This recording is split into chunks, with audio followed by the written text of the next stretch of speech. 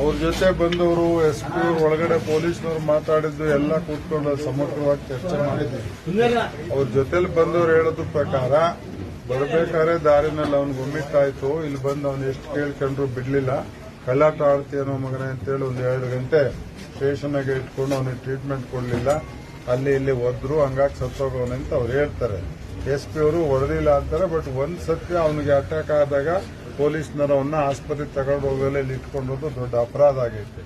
ಹಂಗಾಗಿ ಇವತ್ತು ಸ್ಟೇಷನ್ ಅಲ್ಲಿ ಯಾರಿದ್ರು, ಯಾರು ಜವಾಬ್ದಾರಿ ಇದ್ದಾರೆ ಅವ್ರ ಮೇಲೆ ಕೇಸ್ ತಗೋಬೇಕು. ಯಾರು ಜವಾಬ್ದಾರಾಗಿದ್ದಾರೆ ಅವ್ರ ಮೇಲೆ ಆಕ್ಷನ್ ತಗೋಬೇಕು. ಪೋಸ್ಟ್ ಮಾರ್ಟಮ್ ಕೂಡ ಇಲ್ಲಿ ಮಾಡ್ಕೊಡ್ದು ತುಮಕೂರಲ್ಲಿ ತಗೊಂಡೋಗಿ ಮಾಡಬೇಕು. ಇಬ್ರು ಡಾಕ್ಟರ್ ಹತ್ರ ವಿಡಿಯೋ ಕ್ಯಾಮೆರಾ ಇಟ್ಕೊಂಡು ಪೋಸ್ಟ್ ಮಾರ್ಟಮ್ ಮಾಡಿ ಪ್ರೂವ್ ಮಾಡಬೇಕು ಅಂತ ಹೇಳಿ ತೀರ್ಮಾನ ಮಾಡಿದ್ದೀವಿ. ಇದನ್ನ ನೀವೆಲ್ಲ ಒಪ್ಪೋದಾದ್ರೆ ಈ ವಿಷಯನ ಇಲ್ಲಿ ಬಿಡೋಣಪ್ಪ. ಎರಡನೇದು, ನಾನು ಎಲ್ಲರ ಎದುರಿಗೆ ಹೇಳ್ತಿದ್ದೀನಿ, ಉಳಿಯಾರ್ ಹೋಬಳಿ ಅಡ್ಡೆ ಆಗಿದೆ ಇಸ್ಪೀಟ್ ಆರ್ಡರ್ಗೆ.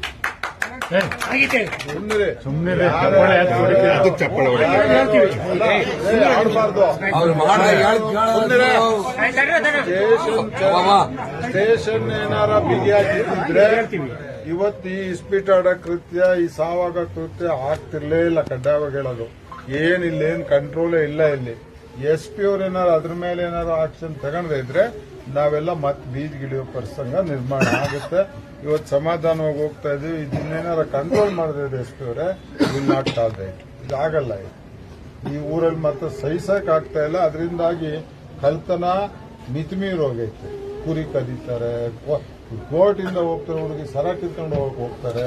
ಏನು ಹೇಳೋರು ಇಲ್ಲ, ಕೇಳೋರು ಇಲ್ಲ. ಇಲ್ಲಿ ಓಪನ್ ಹಿಂಗೆ 5-6 ಗಂಟೆಗೆ ಬಸ್ ಹಿಡಿದು ಇನ್ನೊಂದು ಗಾಡಿಲಿ ಹೋಗ್ತಾರೆ. ಪಾಪ ಕೆಂಕೆರೆ ಹೆಣ್ಮಕ್ಳನ್ನ ತೋಳಿಗೆ ಹಿಂಗೆ ಹಾಕ್ಬಿಟ್ಟು ಎಳಿತಾರೆ. ಆಗ ಸರ ಹಿಡ್ಕೊಳಕ್ ಹೋಗಿ ಹುಡುಗಿ ಕೆಳಕ್ ಬಿದ್ದೆ ಸ್ಕೂಟಿ. ಈವರೆಗೂ ಯಾರು ಹಿಡಿದು ಇಲ್ಲ. ಇದು ತೀರಾ ಮಿತಿಮೀರಿ ಹೋಗೈತೆ.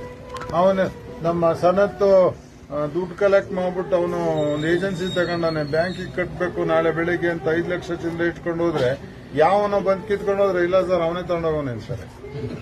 ಖಂಡಿತ ಇದನ್ನ ದಿಸ್ ಕೆನಾಟ್ ಬಿ ಟಾಲರೇಟೆಡ್. ಏನಿಲ್ಲ ಏನಪ್ಪ ಆಗ್ಬೋದಾ?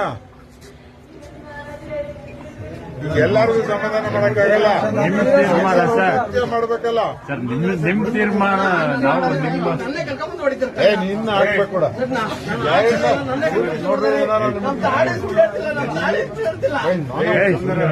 ದೊಡ್ಡವ್ರು ಮಾತಾಡ್ಬೇಕಾದ್ರೆ ಸುಮ್ಮನೆ ನೀವೇನೇ ಮಾತಾಡ್ತಾರೆ. ಅವ್ರೇನೋ ಮಾತಾಡ್ಬೇಕು. ತಡೆಯ ನಿಂದೊಂದು ಅವ್ರು ಕಷ್ಟ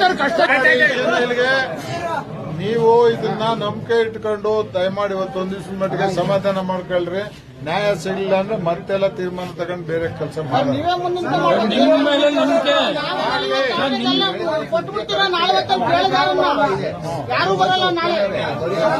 ಪರಿಹಾರ ಬೇಕಲ್ಲ ಸರ್. ಅದು